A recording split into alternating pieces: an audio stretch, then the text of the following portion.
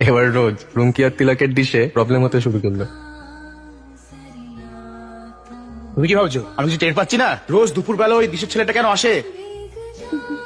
তো তুমি এবার ঠিক করো, তুমি আমাকে বিশ্বাস করবে না পাড়ার লোকের কথা কান দেবে? তাহলে রোজ ওই ছেলেটা কেন আসে?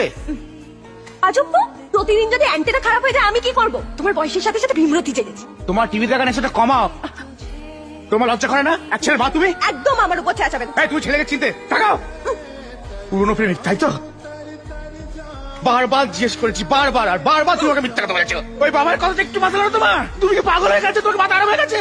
হ্যাঁ, আমি পাগল হয়ে গেছি। আমার মাথা নোংরা মেয়ে ছেলে কথা। তোমার সব জ্বালায় মেটাচ্ছি। ওর বাচ্চাটাকে এই পাড়া ঢোকা আমি বন্ধ করবো। মরে যায়। তোমায় চড় মারলো? মারো, কিছু যায় আসে কিন্তু এবার কি হবে? তুমি তো বলেছিলে দীঘা নিয়ে যাবে। আমরা দীঘা চলে যেতে পারি না, যেখানে আমাদের কেউ খুঁজে পাবে না, কেউ চিনবে না।